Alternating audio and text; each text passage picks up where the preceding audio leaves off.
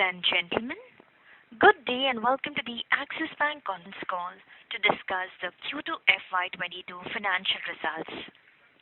Participation in the conference call is by invitation only. Axis Bank reserves the right to block access to any person to whom an invitation has not been sent.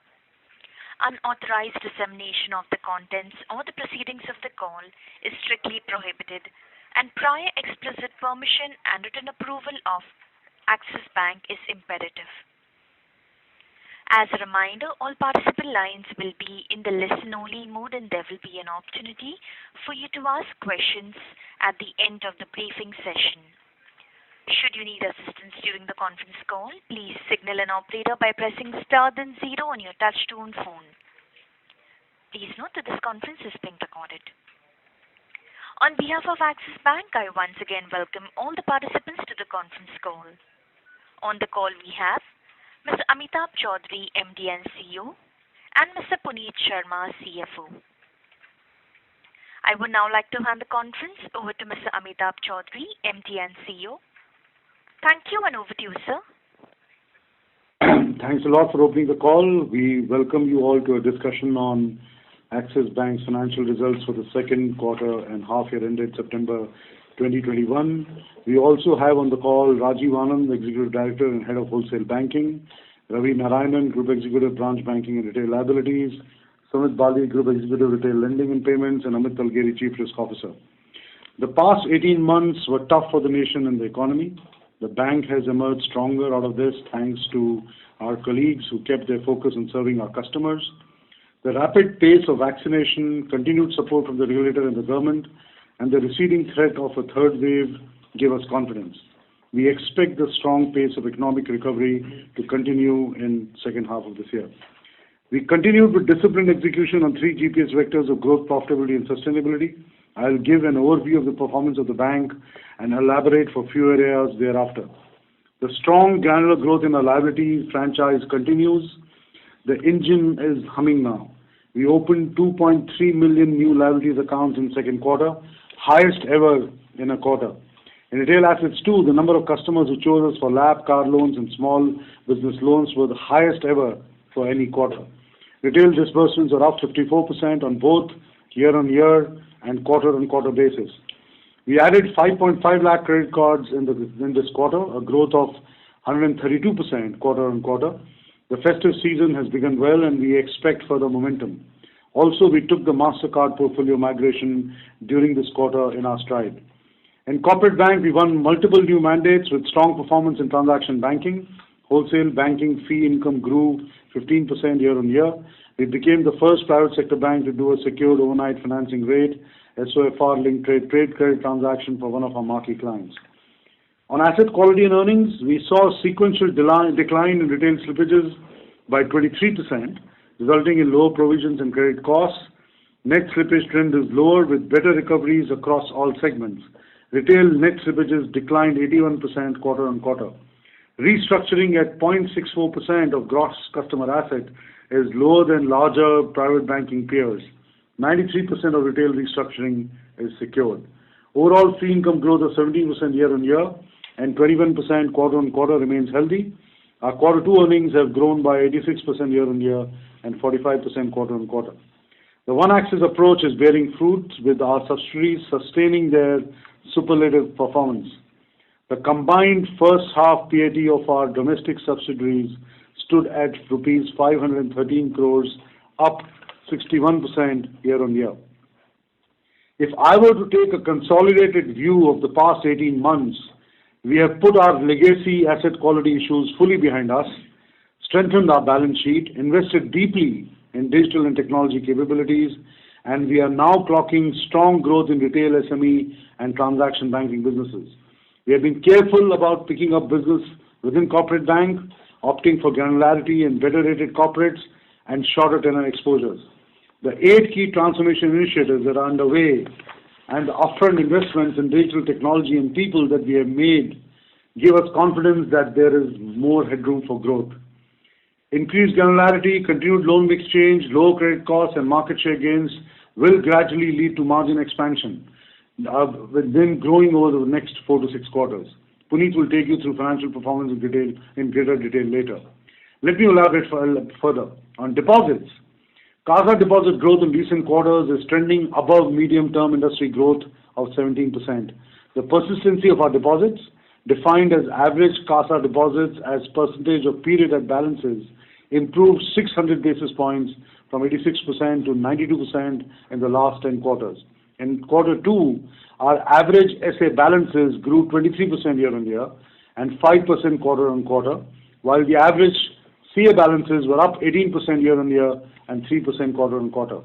The rigor and rhythm across distribution channels and key projects, Triumph and Aurum, now show up in NTB performance. 71% and 58% quarter-on-quarter growth in new retail savings customers, 1.2 lakh SA accounts opened via video CIP in quarter two financial year 22, 36% year-on-year and 58% quarter-on-quarter growth in new current account customers, 150 basis points year-on-year improvement in the share of premium segments as a percentage of overall existing to the bank retail savings account balances. On premiumization, combined AUM in wealth segment is in excess of 2,58,300 crores, up 52% year-on-year. Burgundy Private now manages nearly 2,790 HNI families, up from 1,225 families last year. The total AUM here is in excess of 75,950 crores, up from rupees 34,591 crores last year. On retail assets, we have improved our straight-through journeys and reduced cycle times for disbursing to our customers. The business momentum has increased month on month, and we expect stronger second half growth. Demand for homes is back as interest rates continue to be low and real estate prices stable. Builders have reported reduction in inventory and a good demand for new projects. Our Asha Loans portfolio, which is the affordable home loan segment, crossed rupees 10,000 crores in the quarter. Auto loans have been hit due to supply-side disruptions, but we continue to onboard new dealers in our dealer financing portfolio. The passenger car sales industry degrew by around 40% year-on-year, while we grew by 37% year-on-year in the month of September 21. Quarter two also witnessed growth in gold loans, working capital, farmer funding, and microfinance. Collection efficiency improved for this portfolio too.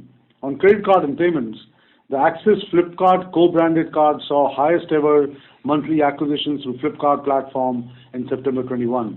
We see growth continuing through both organic acquisitions and partnerships. On the back of increased card spends, the cards book was up 11% quarter-on-quarter. The Google Pay, Freecharge, and other partnerships are also contributing to the growth in new cards acquisition. Over 25% of cards sourced in second quarter were through known-to-bank channels as compared to 21% in financial 21. We also have few large partnerships in the pipeline that will add to this momentum.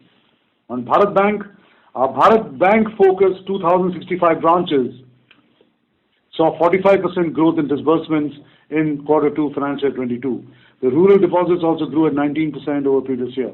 We have added new partners to create multiple agri-focused ecosystems. Our overall count of VLEs is at approx 19,500.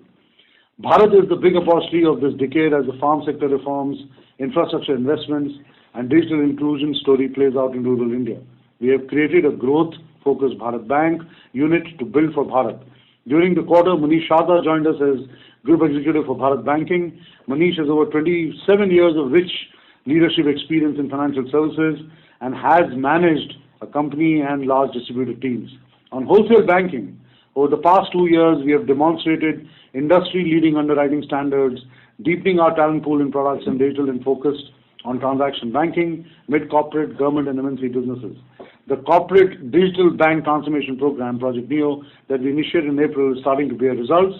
Our focus segments, mid-corporate and commercial banking business, grew 32% and 18% on year-on-year basis. They were up 10% and 7% on quarter-on-quarter basis respectively. The current account deposits from the commercial banking segment grew 10% year-on-year with 50% growth in average balances for new to the bank customer accounts, reflecting the quality of strong relationship-led franchise we are building. The asset quality in this matrix have been better than our expectations here. During the quarter, large corporates continued to deleverage and working capital utilization levels remained below pre-pandemic levels.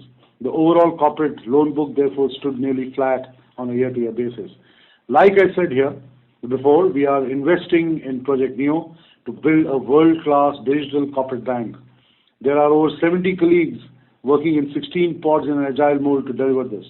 We saw strong digital adoption of corporate APIs with growth of 45% in this quarter. On digital, we witnessed best ever growth in our digital business this quarter. The number of customers acquired for the digital buy now, pay later product were up 14 times quarter on quarter. Our VKYC Insta Savings Account product crossed rupees 1,000 crores in savings account balances in less than a year of launch. On WhatsApp banking, we have now 1.9 million customers within 9 months of launch. We maintained our strong position in UPI with a market share of 15% as payer PSP and 19% in UPI P2M acquiring. About 85% of customer service requests in branches are now digitally available and served through a proprietary cloud-based system.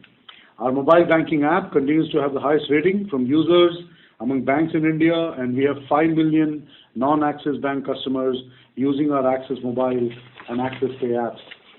We upgraded our developer portal, which is now amongst the largest set of open banking APIs in the industry, with over 250 plus APIs live. On track transformation and capability, over 1,000 plus people are now dedicated to the digital bank, with cross-functional squads and pods working on 30 plus key initiatives that are transforming the core and building future-ready capabilities. We had shared a detailed document on this, which has been loaded on the website. On cloud, our leadership continues. We are the first bank to create 3 landing zones to support our multi-cloud strategy. We have 50 applications on cloud, and the migration is getting quicker every quarter. We are leveraging our in-house product design and engineering teams to create proprietary digital products. We launched Jarvis, our in-house developed cloud-native API-oriented lending platform that powers the BNPL platform for us. We are working on data architecture 3, where we are building alternate data platforms to auto-underwrite the next 100 million customers. This will be critical when an account aggregator model picks up. We are also integrating unconventional and unstructured data for risk-moderated business expansion. The impact of these initiatives is already visible. We won the Best in Future of Operations Award at the first ever International Data Corporation Future Enterprise Awards. On ESG and diversity, we became the first financial institution in India to set up an ESG committee of the board, and we raised $600 million in India's first ESG compliant sustainable AT1 bond in the overseas market. We have made a set of commitments under the Paris Agreement to achieve the Sustainable Development Goals, which includes a target of incremental lending of rupees 30,000 crores over 5 years to sectors with positive social and environmental outcomes, incremental disbursements of rupees 10,000 crores by financial year 2024 for affordable housing and increasing share of women borrowers, reaching 30% female representation in our workforce by financial year 2027. The steps we have taken in diversity, equity, and inclusion are widely recognized as pioneering in India. We won the Leadership in Social Impact and the Leadership in Transparency Awards at the ESG India Leadership Award 2021. In closing, we believe consumer and business confidence will continue to trend upwards in the second half as the vaccination coverage rises and the economy opens up with pent-up demand and spends materializing. Pandemic notwithstanding, we continued our progress on our strategy in the past 18 months. We have sorted legacy book issues, underwriting has stood the COVID test, growth in multiple retail segments in quarter 2 was at all-time high, and credit costs are moderating fast. We have significant headroom for growth based on our distribution strength, continued digital leadership, the 8 transformation projects that are underway, and the business we are choosing not to pick. We are looking forward to the second half. Let me now hand over the call to Puneet. Thank you, Amitabh. Good evening, ladies and gentlemen. Thank you for joining us this evening. I will discuss the salient features of the financial performance of the bank for Q2 FY22, focusing on our operating performance, capital and liquidity positions, growth across deposit franchise and loan book, journey of becoming a more prudent and conservative franchise, asset quality, restructuring and provisioning. During the current quarter, the RBI issued a direction that resulted in change in the classification and presentation of certain P&L items. These changes have adversely affected reporting revenue and profits and are marginally positive on credit costs. We request you to please see slide 69 of our presentation to better understand the impact. Our operating performance is healthy, reflected through continued build-up of granular fee and PAT growth. We continue to invest in the franchise to be able to capitalize on market opportunities once COVID stabilizes. Net interest income for Q2 FY22 stood at 7,900 crores, representing a YOY growth of 8% and a sequential quarter-on-quarter growth of 2%. NIMs for Q2 FY22 stood at 3.39%, representing a decline of 19 basis points YOY and 7 basis points Q1Q. NIMs on a YOY and Q1Q basis are impacted by product mix. For example, growth in our overseas loan book, interest reversals have impacted NIM on a YOY basis. Increase in LCR by 3% and 5% on a YOY and Q1Q basis has contributed to the NIM. Timing impact of our Tier 1 capital raise, market pricing pressures in the wholesale segment and mortgages business are the key contributors. Improvement in NIMs over the medium term will be driven by loan mix changes, continued improvement in low-cost deposits and the quality of our deposit franchise, and reduced share of RIDF bonds, which currently stand at 4% of our balance sheet size. We saw a strong growth in average CASA YOY and Q1Q, resulting in a decline in cost of deposits by 68 basis points and 9 basis points respectively. There is no incremental allocation of RIDF due to PSL non-compliance in FY21 through organic loan origination and PSLC purchases. Hence, we have moved on one of the structural drivers for NIM improvement. The bank has been improving the risk profile of its loan book. If we look at our NII as a percentage of average risk-weighted assets, it stands at 6.95%, improving 10 basis points YOY. Our fee income stood at 3,231 crores, growing 17% YOY and 21% Q1Q.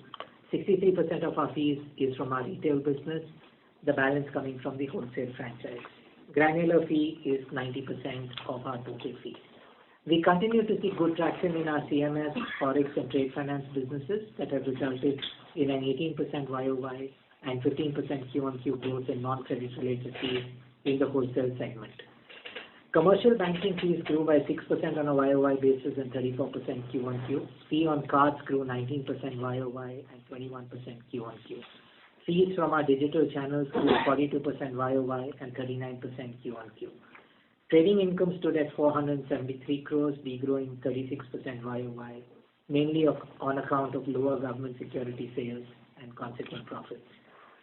Other income stood at 95 crores, grew 24% YOY, basis post reclassification of recoveries from written-off pool to credit costs.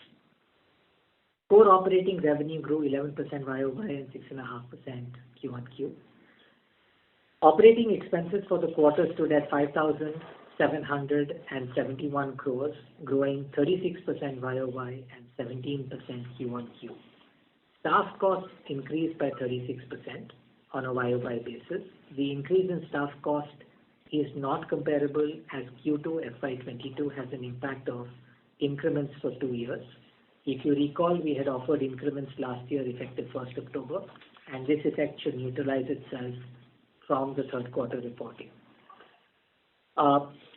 We have added 10,322 people from the same period last year, mainly to our growth businesses and our technology teams. We have continued to top up the gratuity expense for the Social Security Code, something that we have taken ahead of others. The bank has, in the current quarter, booked an ESOP cost of 72 crores on account of the change in the RBI guidelines for accounting for such costs. Other operating expenses grew 37% YOY, mainly attributed to higher business volumes, higher collection expenses, IT expenses, statutory costs comprising of PSLC certificate purchase and our DICGC premium. If I was to look at the sequential cost increase in rupee crore terms and break that up for you, the growth can be attributable to the following reasons. 30% of our cost growth sequentially is driven by volumes. We upfront loan origination costs as an expense while income comes through the life of the loan. 20% of our cost increase sequentially is for future growth and technology. We are confident that the franchise can grow well, and we're investing in it today. 30% of our cost growth is attributable to collection expenses, COVID expenses, and statutory expenses. Collection expenses have more than paid for themselves through the lower provisions that I will discuss later on the call. 20% is our BAU expense growth. On a holistic basis, about 7.5% of the sequential quarter growth is from one-off items that are not likely to repeat. Operating expenses to average assets stood at 2.12% for Q2 FY22, higher by 15 basis points YOY and 7 basis points on a sequential quarter basis. The adverse impact of netting of the balance sheet that we commenced from Q1 of the current year is 2 basis points on that ratio. We continue to believe that we will fall back to our long-term target of 2% cost to assets in the next few quarters as growth accelerates. Operating profit for Q2 FY22 was 5,456 crores, degrew 7% YOY and 3% QOQ. The decline on a YOY basis is mainly on account of expenses growth, which I have discussed previously. The decline in core operating profit sequentially is entirely attributable to reclassification. We would request you to see slide 69 of our presentation. Provisions and contingencies for the quarter were 1,735 crores, declining 60% YOY and 47% QOQ. The bank has not utilized any COVID-19 provisions in the current quarter. The provisions and contingencies include an amount of 525 crores of additional non-NPA provisions made by the bank during the quarter. The annualized credit cost for Q2 FY22 stands at 0.54%, declining 116 basis points QOQ. Profit before tax stood at 4,193 crores, growing 81% YOY, 45% QOQ. PAT at 3,133 crores, growing 86% YOY, 45% QOQ. Annualized Q2 ROE stood at 12.72%, improving 477 basis points on a YOY basis and 361 basis points QOQ. The strength of our balance sheet is reflected through the cumulative non-NPA provisions as of 30th September standing at 12,951 crores. The key components of these provisions are COVID-19 related provisions of 5,012 crores. We have not utilized any provisions in the current quarter. The size of our provisions are not to be construed as our assessment of relative weakness of the quality of our loan book, but purely prudence-led provisions. Restructuring provisions of 1,455 crores are at first bucket NPA rates, translating to 24% cover, with 100% unsecured loans being fully provided for. Weak asset and other provisions stand at 6,484 crores. Our standard asset cover, which is defined as all non-NPA provisions by standard advances, stands at 2.11%, improving 6 basis points sequentially. Our provision coverage, all provisions NPA plus non-NPA divided by GNPA stands at 124%, improving 617 basis points on a sequential quarter basis. The bank is well capitalized. We carry adequate liquidity buffers. Our overall capital adequacy ratio, including H1 profits, is 20.04%, and our CET1 ratio stands at 15.81%, improving 66 basis points and 43 basis points on a YOY basis, respectively. The prudent COVID provisions we carry as at 30th September provide us with an additional capital cushion of 67 basis points over and above the reported capital adequacy I spoke of. Our average LCR ratio for the quarter is at 120%. Our excess SLR stands at 85,580 crores. The risk-weighted assets of the bank as of 30th September 2021 stand at 62% as compared to 68% as of September 2020. This improvement in RWA is reflective of the quality of business being done by the bank. The bank has a call date on its Tier 1 capital falling due in the next quarter. If the call is made subject to prior regulatory approvals, the Tier 1 capital will have an impact of 58 basis points.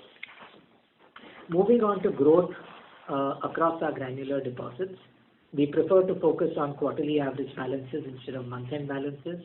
CASA grew 21% YOY and 5% QOQ. CASA ratio stood at 42%, improving 200 basis 201 basis points YOY on an average balance basis. CA growth was strong with 23% YOY growth and 5% Q1Q. CA 18% YOY, 3% Q1Q. Our term deposits on a quarterly average balance basis grew 15%, of which retail deposits grew 11% YOY and 3% sequentially. A large part of our incremental NRTD deposits over March 21 are LCR accretive and non-callable. Our focus on premiumization continues with 69% YOY and 9% Q1Q growth in quarterly average balances for our Burgundy and Burgundy private accounts. The NRI segment also witnessed a 19% YOY growth. Our salary segment QAB balances grew 13% YOY and 4% Q1Q. Our structured cadence between the corporate and retail teams is already in progress. We continue to leverage the wholesale banking relations to remain focused on increasing our share in top 100 marquee corporate names. Our focus segments comprising retail, assets, SME and mid-corporate segments have been our key loan growth drivers. Our overall loan book grew at 10% YOY and 1% on a sequential quarter basis. The composition of the loan book continues to remain balanced with 56% of the overall advances is retail, 34% as corporate and 10% as CBG. The book represents healthy characteristics with 80% of the retail book as secured, 86% of the corporate book being rated A and above, and the CBG book being well diversified across geographies and industries, 96% secured and 70% on shorter tenor. Retail disbursements grew 54% on a YOY basis and sequentially. Our branch sourcing of retail loans was 51% Q2 FY22. The number of loan accounts opened in Q2 FY22 across most retail secured assets like LAP, car loans, SBB, gold loans were the highest ever, while home loans Q2 was the second best quarter ever in disbursement terms. Home loan disbursements were 86% up YOY and 54% Q1Q, with SBB disbursements at 103 and 72 YOY Q1Q respectively. Domestic retail loans grew 15%, led by secured products like home loans growing 19% YOY, LAP 24% and small business banking 43%. Over the last couple of quarters, we have become more comfortable in growing our retail unsecured book on an incremental basis within our risk framework. Personal loan disbursements were up 72% YOY and 21% Q1Q. The credit card spends for Q2 FY22 were up 64% YOY and 34% Q1Q and were trending above pre-COVID levels. We continue to drive growth in cards and unsecured lendings via our known-to-bank and existing-to-bank franchise. With strong partnerships and huge KTB customer base of over 140 million customers, we intend to grow our unsecured retail loan book faster over the next few years. We continue to maintain our strong positioning in the UPI space with a market share of 15% on payer PSP by volume and 19% in UPI P2M throughputs. Our deep geo coverage stands at 2,065 branches, which Amitabh discussed earlier. Our progress on corporate banking is to build a profitable and sustainable corporate bank. Corporate disbursements were up 24% Q1Q and flat YOY. 93% of the incremental sanctions are A-. We remain focused on delivering higher loan growth from our chosen segments. The mid-corporate segment grew 32% YOY, 10% Q1Q. Our commercial banking segments grew 18% YOY, 7% Q1Q. These segments help us bring greater granularity to our books, reduce risks, and meet our ROC criteria. Our large corporate book, our letter of credit book grew by 48% YOY with a market share in foreign currency LCs up 63 basis points on a YOY basis to 9.4%. We continue to have a strong position in GST and RTGS payments with a market share of 9% and 8.1% respectively. The offshore assets grew by 42% YOY. The growth in our overseas corporate loan book is primarily driven by GIFT City branch exposures. 97% of our overseas standard book is India linked and 86% is rated A and above. Commercial banking disbursements rebounded strongly with a 76% Q1Q growth, aiding a loan growth of 18% and 7% YOY Q1Q respectively. Early results of our tech-led transformation on our commercial banking business is measurable through. CBG CAR deposits now contribute 24% of the overall CAR for the bank and grew 10% YOY, reflecting the quality of the commercial banking franchise we are building. Non-asset fees in commercial banking grew 17%. The depth of our CBG relationships is demonstrated by the fact that our commercial banking group contributes 19% of our Burgundy private and Burgundy account acquisitions. Our subsidiaries have delivered a strong performance. Overall, the H1 profit stands at 513 crores, 61% YOY growth. Axis Capital continued to maintain its leadership position in ECM, H1 PAT up 72%. Axis Finance over the last 2.5 years has been investing in building a customer-focused franchise. Its retail book grew 5 times YOY and now constitutes 23% of the book compared to 8% last year. Axis Finance book quality continues to be strong with near-nil restructuring and net NPAs at 1.3%.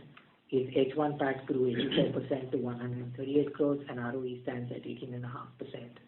Axis Mutual Funds quarterly AUMs were up 52% YOY, driven by fund performance. Axis AMC's H1 PAT was up 60% YOY to 147 crores. Axis Securities added 0.12 million customers in Q2, up 43% YOY, PAT up 59% with an ROE of 42.4% for the quarter. We are seeing an improvement in our asset quality metrics and we have well provided for known stress. The gross slippage for the quarter was 5,464 crores, lower than Q1 FY22 by 16%. Retail and CBG gross slippages declined 23% and 46% respectively Q1Q. At the bank level, 28% of the gross slippages on a same account basis were upgraded in the same quarter as compared to 22% for the last quarter. On a segmental basis, the same quarter slippages and upgrades in retail were 31%, corporate 14% and CBG 46%. Therefore, it's better to focus on net slippages insofar as we are concerned. Further, 23% of the gross slippages are attributed to linked accounts of borrowers that were standard when first classified.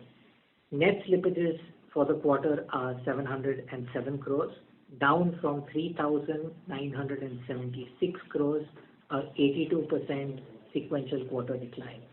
The net slippage ratio for the bank on an annualized basis stands at 0.46%, improving 214 basis points quarter on quarter. The asset quality on the wholesale business is holding up well with a net slippage of an absolute rupees 26 crores on the size of book that we run. Net slippages for SME book are negative for the quarter. We have negligible restructuring here and that has not contributed to the lower net slippages. Net slippages in retail stand at 697 crores, down 81% sequentially. The net slippage ratio on an annualized basis stands at 0.83%, declining 370 basis points quarter on quarter. On the collections front, check bounces remain marginally elevated in Q2 FY22 as compared to pre-COVID levels. Our concerted collection efforts and investments in collections has resulted in demand resolution for the retail portfolio in the month of September being 98.8%, which is better than levels we saw pre-COVID. This is a key trend we continue to remain focused on. Recoveries from written-off retail accounts in Q2 FY22 is 64% higher than Q1 and has been the best quarter in the last 18 months. We expect the second half of the year to have lower net NPA additions as compared to H1 FY22, given the collection intensity and moderation of delinquency outcomes. The intensity, length and time and government policy action emanating from a COVID wave 3, if any, remains a key monitorable. The bank has undertaken prudent, limited and largely secured restructuring. The outstanding implemented fund-based restructuring 1 and 2 stand at 4,342 crores, representing 0.64% of our gross customer assets as of September 2021.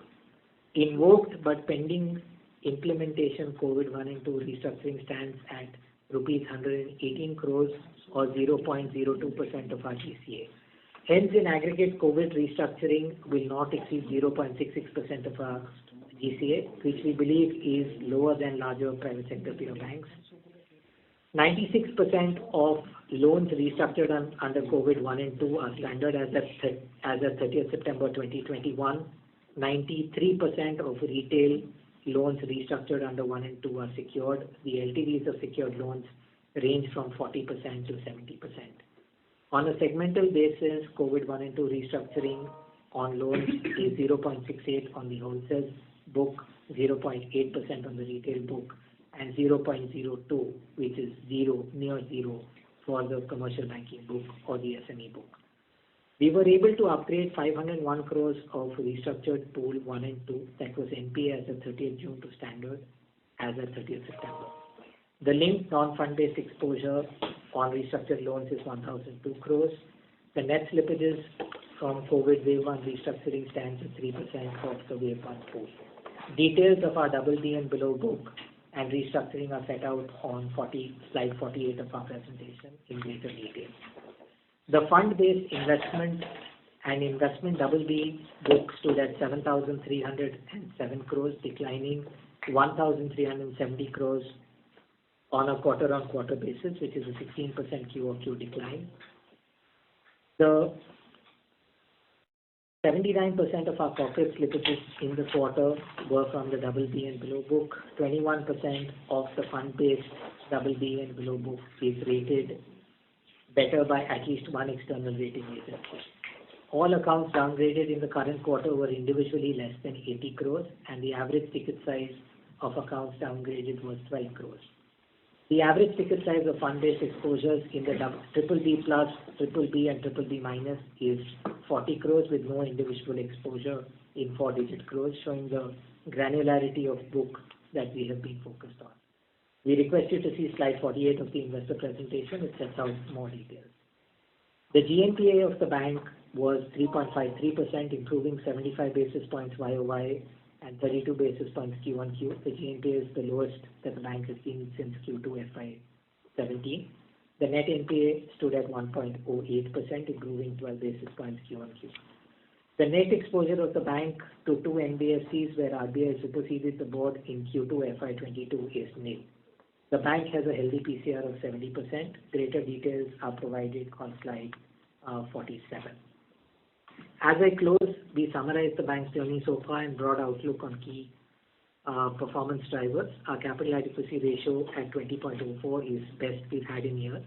Our balance sheet is resilient, visible through declining NPA ratios, stable provision cover, build-up of non-NPA provisions, prudent, limited and largely secured restructuring. The average CASA balances on a closing balance basis has improved to 92%, showing the improvement in the quality of the CASA franchise we're building. Annualized H1 FY22 earnings for subsidiaries will cross 1,000 crores for the full year. Our return on investments from subsidiaries now stands at 58%. On ESG, Axis is now the first bank to establish a standalone ESG committee of the board and is moving forward on its ESG agenda. Our reported net interest margins have moderated, though when adjusted for risk-weighted intensity of our assets, we see an improvement over time. We have clearly identified, discussed, and are seeing traction on the building blocks for improving our reported margins in the medium to long term.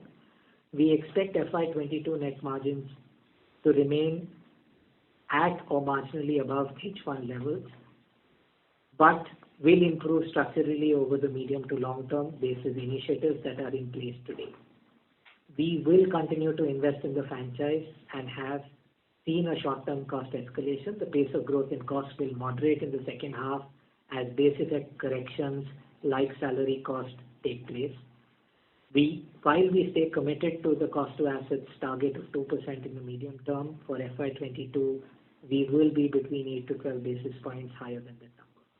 We believe our businesses are resilient and we are well equipped to capitalize on opportunities, are investing in the franchise to deal with contingencies that the pandemic may pose.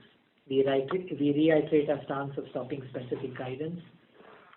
We thank you for your time and we will pause now and we will be happy to take your questions. Thank you very much. Ladies and gentlemen, we will now begin the question answer session. Anyone who wishes to ask a question may press star and 1 on their touchtone telephone.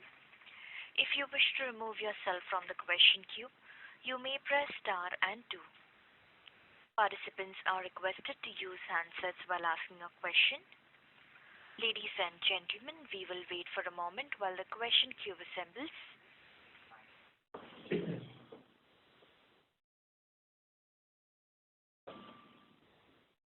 The first question is from the line of Abhishek Murarka from HSBC. Please go ahead. Yeah, hello, good evening. And thanks for giving me the opportunity. So 2 or 3 questions. One, on growth. So your commentary is pretty strong, and I'm looking at the corporate portfolio, which has declined about 4-5% on a QOQ basis. So just can you guide, or rather, can you give some color on what led to this? Is it some end of period balance, or is it something that you stayed away from? And what's the outlook on growth here? The retail and SME growth seems to be pretty good. So just some color on the corporate side. So within the corporate side, SME, as you said, continues to grow strongly. Even on a Q-on-Q basis, growth is strong. In the sectors that we have chosen, mid-corporate, MNC, growth continues to be strong. We've seen some deleveraging, repayments, prepayments, etc. But the one point that I want to make, which is, I think, important, the way that corporates, particularly in the large corporate space, are thinking about their capital structure and funding patterns is really a diversity which includes bank loans. And so therefore, what they are choosing to use is offshore loans, offshore bonds, local loans, local bonds, and Axis is participating on each of those opportunities. Not all of those opportunities may convert into loan growth at a point in time, but most important, it will ensure that we are engaged with the customer across the capital structure, and will obviously ensure that we are driving fee incomes, etc. Our preeminent position on the DCM side is well known. We've been around for the last 13 years on the debt capital side. We have a very, very strong loan syndication book, and we are now the only Indian bank that is focused on the offshore debt capital markets as well. And we've had a fair amount of success within this space. So the way to think about loan growth is, I think one needs to look at it on a much wider basis, particularly in the large corporate space, as if one wants to engage with a set of customers that we have chosen to engage with. So incrementally, this book, when does this book start expanding? As in, and what are the particular opportunities you see out there? Because I believe private capex is still, a bit far away from picking up.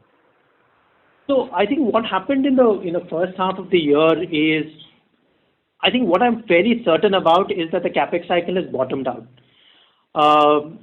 We would have probably seen a stronger capex cycle at this point in time, but 2 things have impacted that: wave 2 and the probability of wave 1. I mean, there were various news reports that wave 3 would hit us in October, November, December, has probably held that back. As also, whether the festive season will bring the kind of demand that we expect, were some of the reasons why perhaps the capex cycle has got postponed by anything between 6 to 12 months. But I think what one is certain is that the capex cycle has bottomed out, and we should certainly see that begin to kick in. There are various initiatives, the National Monetization Program, PLI schemes. We are seeing small levels of capex in chemicals, in steel, in cement, and so on and so forth. Some of that is also being funded by internal accruals. We are also seeing that corporates at this point in time are preferring to deleverage, use their own cash flows to support capex, but I think it's just a question of time before that begins to kick in. 2 is, you will hear commentary from Puneet, and you've already heard some of that, is that the festive demand has been fairly strong. And what that means is that the working capital cycles, which hitherto where utilization of our working capital cycles, where working capital lines were relatively weak, we think that that will start to pick up in the second half of the year as well. We are also, I think, Puneet mentioned this point about the overseas book growing. I just want to reiterate that a few quarters ago we mentioned that the overseas book will be only focused on India-linked names. So what we are really doing there is to follow the customer in terms of their client needs around transaction banking. If you look at trade finance, which is where predominantly the overseas book has grown, we are now 2.5 times in terms of the size of that book as compared to some of the foreign banks who dominate this business at this point in time. We are getting increased franchise breadth, depth of client conversations, and cross-sell opportunities across transaction banking as a result of the growth in our overseas trade finance book. The associated cross-sell revenues and balance arising is not factored into NIMs, but is certainly showing up in strong fee growth that you're seeing in our transaction banking franchise. Great. Thanks so much for that. My second question is on NIM. So you mentioned in your PPT that there's an adverse mix impact of 13 basis points. But if I look at the broad mix, retail SME has gone up, corporate has come down. So why exactly is this mix impacting NIMs unfavorably? Abhishek, thanks for the question. The way I requested to think about that number is the liability franchise has grown exceptionally well. The asset is now growing on an incremental basis. Given the fact that you've originated liabilities in advance of assets, the surplus money, which I called out earlier in the presentation, about 85,000 crores parked in excess SLR. The mix change, a mix between investments and advances, which is a material contributor to that line. Understand. So how should we look at or think about NIMs going forward? On a just a loan basis, are your spreads improving, and how do we think about it going forward? Structurally, Abhishek, the way to think about NIMs are there are three structural drivers to our NIMs. One is the loan mix change. So one part of the mix change will come from the fact that as advances growth comes back, which you will see given the disbursement momentum you will see the recalibration between advances and investments. So that Right. should aid NIM coming back. The second bit is we have improved the quality and the percentage of our low-cost deposits. But as the quality of our deposits improves further, we should see a release of available liquidity to lend, and that's going to be a driver. The third element that I would like to call out is 4% of our balance sheet is RIDF bonds. These are negative spread as we stand today. For the last year, we've incurred OPEX and purchased PSLCs, which is why you also see a OPEX cost increase. But what we are doing is we're solving for the RIDF problem, no incremental allocations. These should run off between 3 to 4 years on a weighted maturity basis. And just this runoff should be able to give us anywhere between 10 to 12 basis points uplift on NIM. And I'm not saying a full runoff, I'm saying a runoff to the next closest peer bank. So as we work through each of these, you've heard us speak on where our loan growth is going to come from. You'll see the NIM improve structurally over the coming quarters. Sure. Thanks for that. And finally, just a question on slippages. So I'm looking at the gross number, and I know you said, we should focus on the net, but just if I were to talk about the gross number, it's still a little high, right, at about 3.9% annualized. So just, where is this slippage really coming from? And given the pickup in the economy, do you see this normalizing in 2 quarters or 4 quarters? What is your outlook there? So Abhishek, we can annualize the slippages number and come to a percentage that you've computed. The first way I would request you to look at that number is I specifically called out in Axis's context. We report on a gross basis. So 28% of the gross slippages fell in the same quarter and recovered in the same quarter. So effectively 1/3 of your computed number will disappear basis the same quarter upgrade downgrade reference point. And I had also called out for your consideration this across product segments. So that plays through. Adjusted for the same quarter upgrade downgrade, the inventory that got built up because of wave 2 is playing out. Just to give you context, in the retail business, our net slippage for the month of September was 0. So we will continue to track asset quality and see how our net slippages move ahead, but we are reasonably positive that asset quality should improve in the second half of the year on the slippage front. Abhishek, I'd also request you to give us some credit for lower level of restructuring. If I do a lot of restructuring, I will not see these slippages. So, if I've taken the hit upfront, give us some credit. And I think it is coming through very clearly in the second quarter where we took the hits. We are taking them through, they are going through NPL, but they're recovering also. So I think you need to take into consideration that fact too. Sure, Amitabh, that part is very well appreciated actually. The only thing I was trying to figure is this inventory buildup, and I understand 1/3 of it gets resolved quickly. This is happening from which sector? Is it secured? Is it unsecured? Is it retail? Or, should be mostly retail SME. So I'm just trying to figure out where it's coming from. So net slippages on the wholesale and SME segment is near 0. So of the 707 crore net slippage that I spoke of, if I net down CBG and wholesale, that number is 0. So largely coming from retail. And like I said, in retail for the month of September, the net slippage is 0. So the 707 is a build-up of July and August numbers. Yeah, I mean, it has the flow through coming from wave to COVID, right? So which. Yeah. Sure. Thank you so much for answering those questions and all the best for the coming quarters. Thank you. Thank you.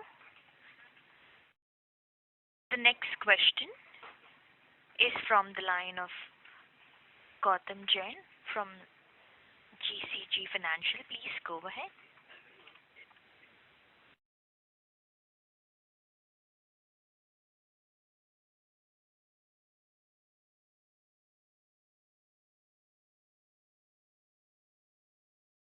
Hello. Please go ahead, sir.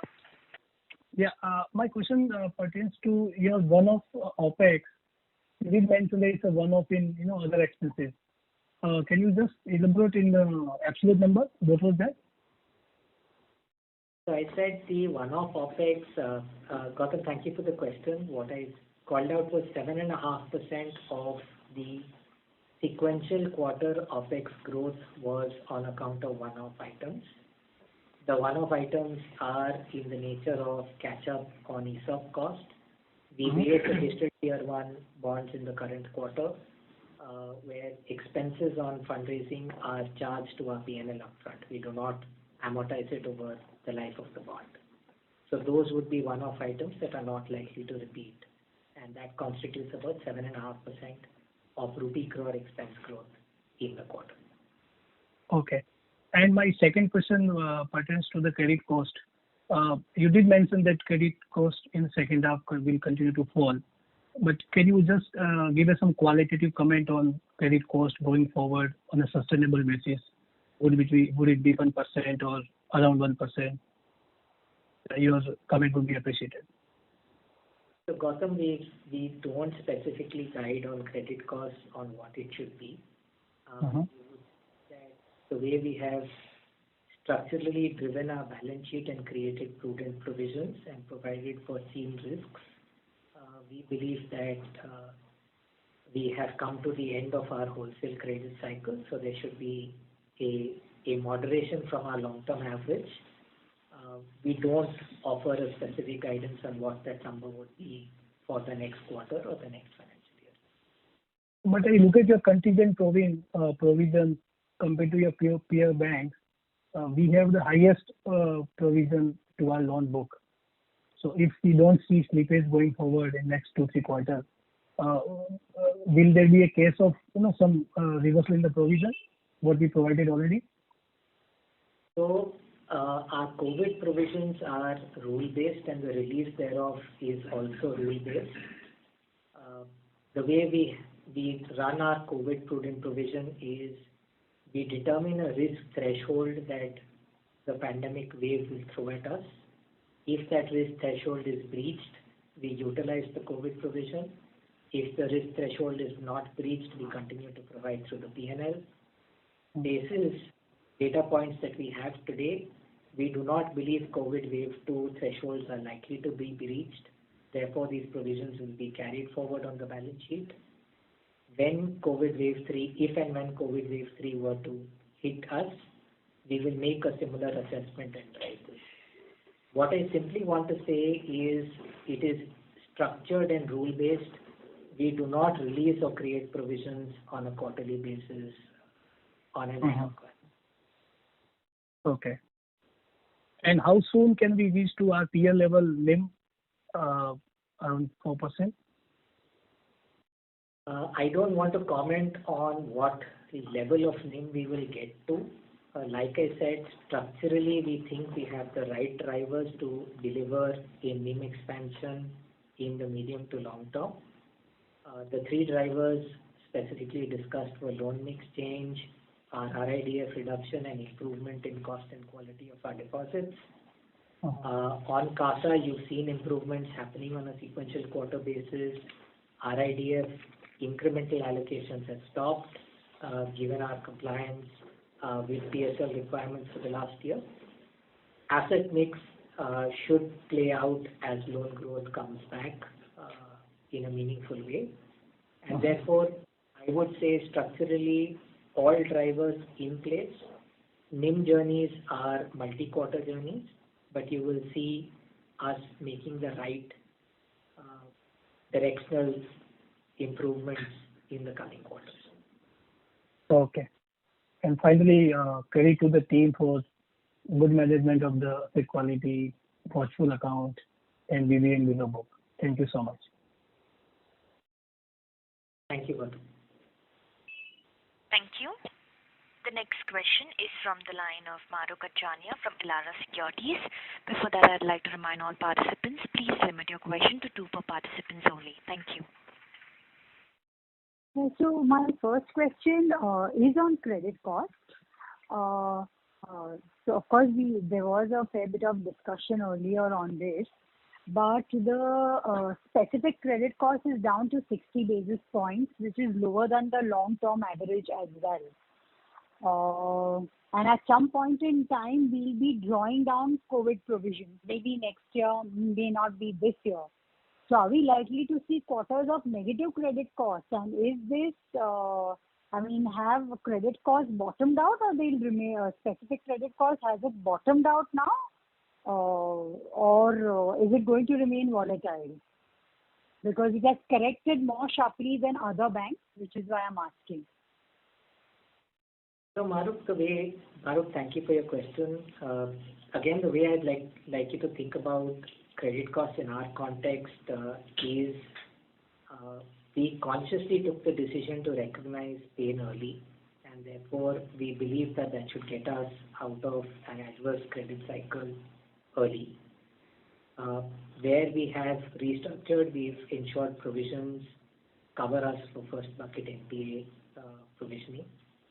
To your point or observation on COVID provision release over the next few quarters, I will reiterate the comment I made earlier. The COVID provision is rule-based. Basis the risk outcomes, we do not see a release of that provision, at least for COVID wave 2, basis data points visible to us today. We will continue to watch if there is a wave 3 or an impact thereof.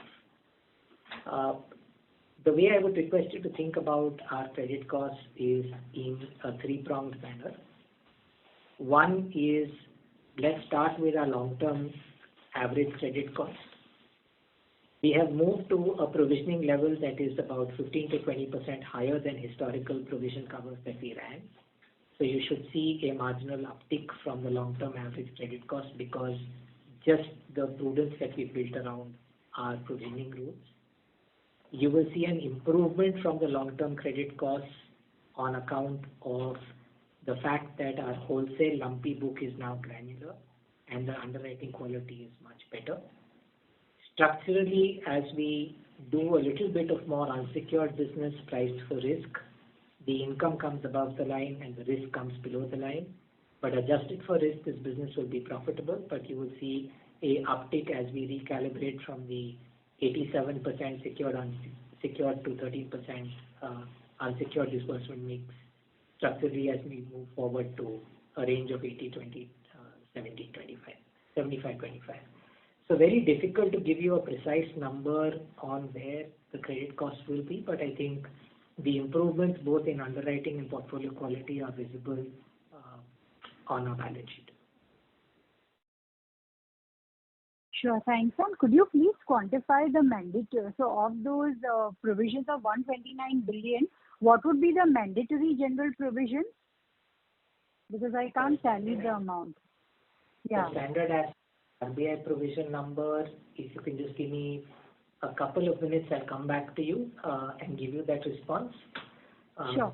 We could move to the next question, but Mahrukh, I will answer that question in the course of the call. Please. Sure. I have just one more question, and again, it's on loan growth, though you explained before. But the loan growth has lagged most other private banks. And of course, there has been a change of loan mix. There has been a change of approach for you.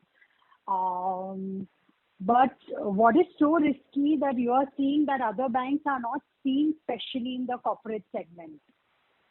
Because that is one area where probably loan growth is slower, and even in some other segments. So what really explains the consistent difference in loan growth between you and the private banks, say for the last 3 to 4 quarters? So Mahrukh, I'm not worried about that difference. If I want to bridge that gap between us and the peers at a price, it is very easy to do. So therefore, as long as it's meeting our underwriting standards and pricing standards, we will certainly put on those loans. Maybe they are not risky, but maybe the pricing doesn't work for us, which is why some of the stuff we've walked away from.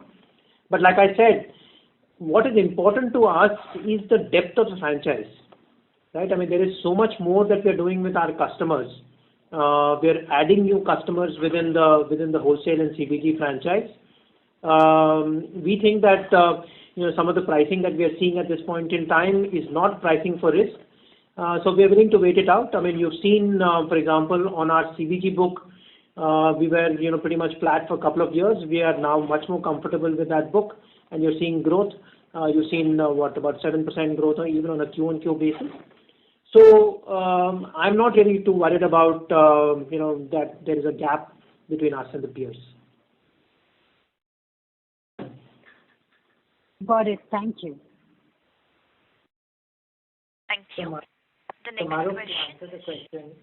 Mahrukh, to answer your question on standard asset provisioning, you can assume that roughly 3,000 odd crores of the 12,900 crores that we call out is regulatory standard asset provision. Thank you. The next question is from the line of Kunal Shah from ICICI Securities. Please go ahead. Yeah, hi. Sorry if I missed out, but in terms of the movement of BB and below, if you can highlight in terms of the downgrades from there, upgrades, downgrades, and how we are getting it lower by almost like 1,300 odd crores. So I think, Kunal, the way you should look at that number is of the 1,300 crores, 50% plus will be recoveries and upgrades, and the balance 680 odd crores.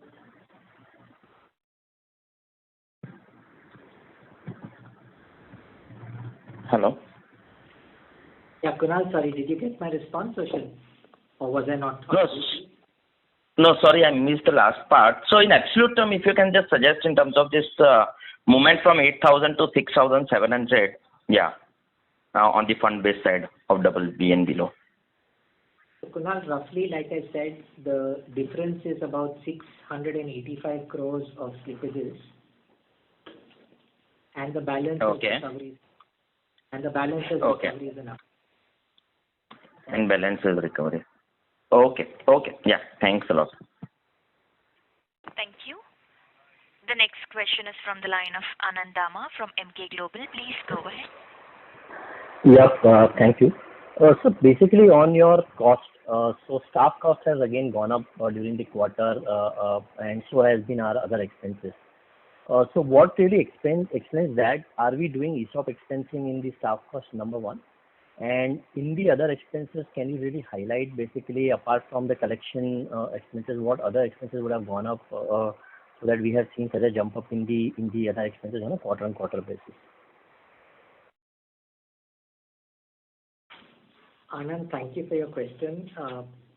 Yes, we account for ESOP costs as part of our staff expenses, and therefore that expense is sitting in the staff cost line items. The overall increase in staff cost, as I said, is we feel confident of emerging stronger post-pandemic. So we've added close to 10,000 people to our core growth businesses September 20 to September 21. So that's about 10,000 people added to the franchise for our growth businesses across liabilities and assets. In terms of the sequential quarter growth in expenses, 30% of the expense growth is volume-led. You have seen our disbursements are higher as business momentum comes back.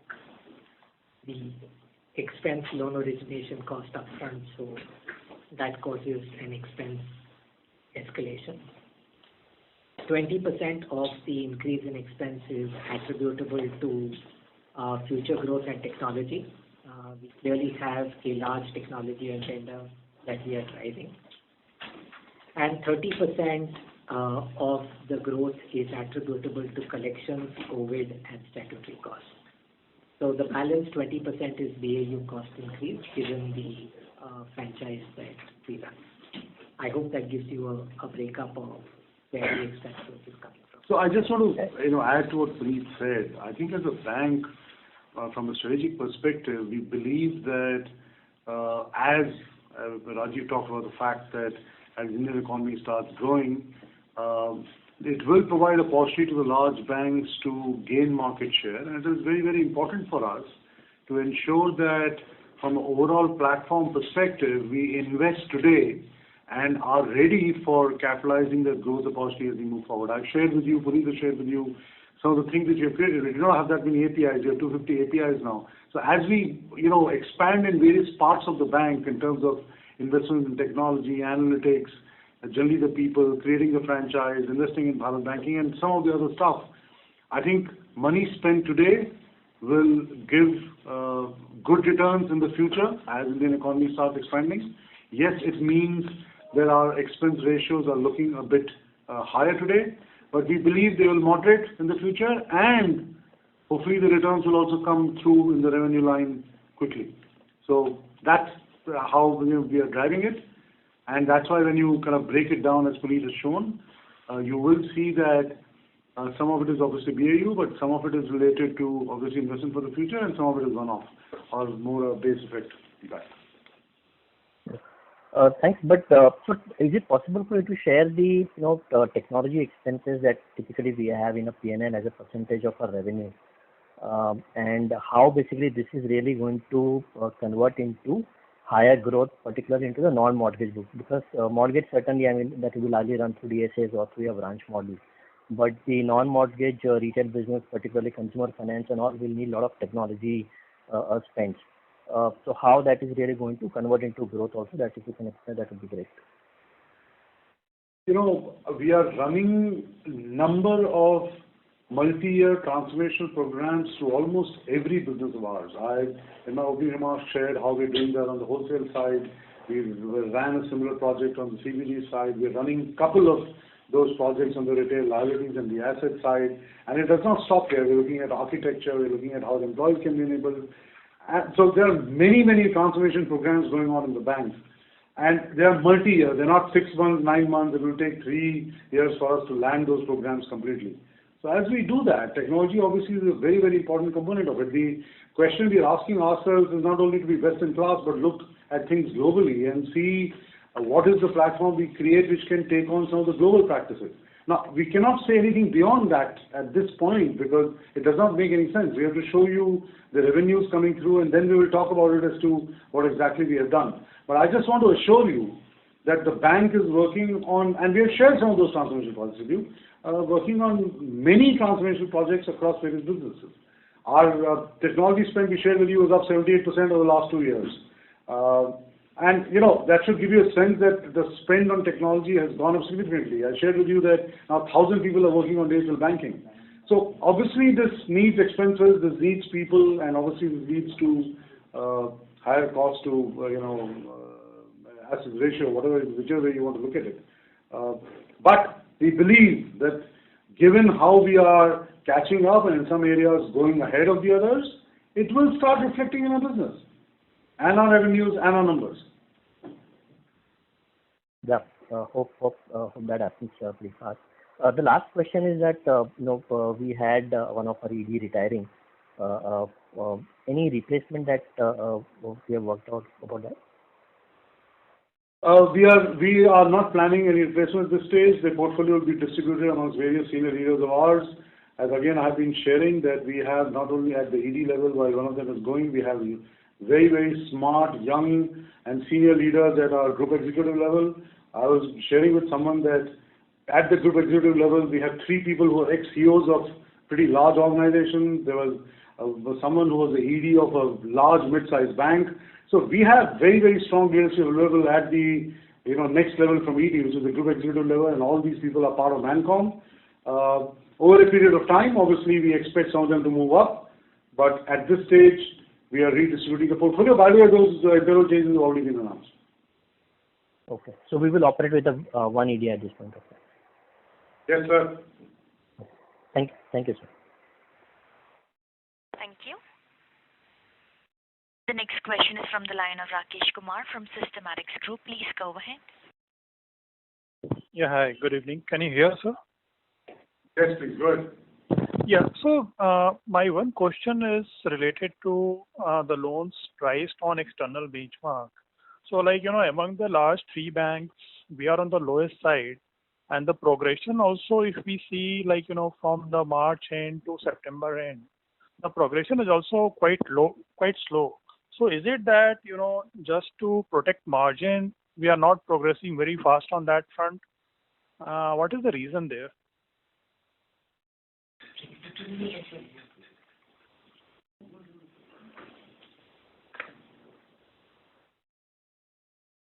Just give us a minute.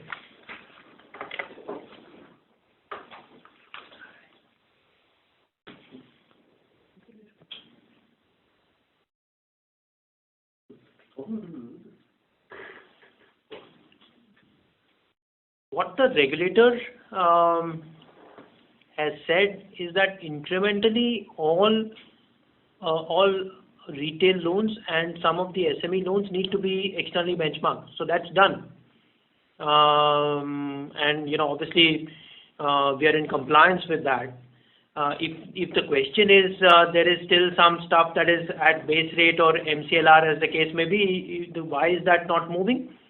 There is a concerted conversation that is on with the consumer, with the customer, and some of these customers have made the choice of staying either with base rate or MCLR as the case may be.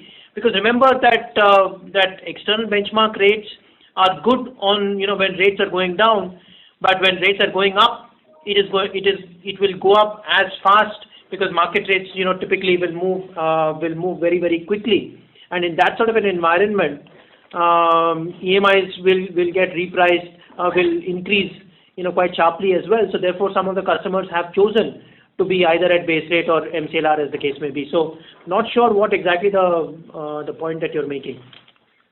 So the first point is that if you see that in case of say ICICI Bank or some other large bank, they have got close to 50% of loans already linked to repo, and we have got close to around 31%. So is that a lower loan growth for us? That is the reason that in those segments where it is mandatory to price at EBLR, there we are not witnessing the growth. Is that the reason, or that we are not asking customers to switch from MCLR to repo rate. So that is the one question. And second question is coming from your answer itself, that we are at the bottom of the, kind of a interest cycle. So when the rates are going up, by having lesser proportion of loans on repo, it will hit margin for us on a relative basis as compared to other banks. So Rakesh, thank you for your question. Maybe I can respond to it in two different ways. First and foremost, I think if you look at the composition, let's start at the headline level of fixed versus floating. About 32% of our book is fixed and 68% of our book is floating, which is the disclosure we make on slide 12 of our presentation. Why is that? And within floating, we have compositions of repo, base rate, MCLR, and foreign currency floating. The reason that you see our repo at 31%, since that's the number you picked up, effectively will be a function of the product mix and the segment mix that we run our book at. As far as we look at the interest rate cycle, all floating rate benchmarks should be accretive. It is just the pace of change of the floating rate benchmark that one will have to observe. As I stand today, I'm not sure repo will reprice faster than the other benchmarks on an upcycle. So I think it's a wait and watch. We are very focused on ensuring that our balance sheet on a fixed floating basis is fully balanced. And we fundamentally believe that the interest rate upcycle should benefit us no less than what it should benefit others. Got it, sir. Thank you. Thank you, sir. Thank you. Ladies and gentlemen, that was the last question for today. I would now like to hand the conference over to Mr. Puneet Sharma for closing comments. Thank you, and over to you, sir.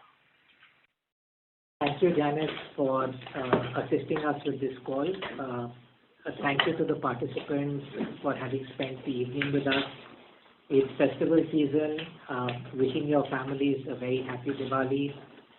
We hope that you and your families stay safe and enjoy the festive season. Thank you very much, and we'd be happy to answer any questions you may have. Please do reach out to us. We'd be happy to engage. Thank you. Have a good evening. Thank you. On behalf of Axis Bank, we thank you for joining us. You may now disconnect your lines.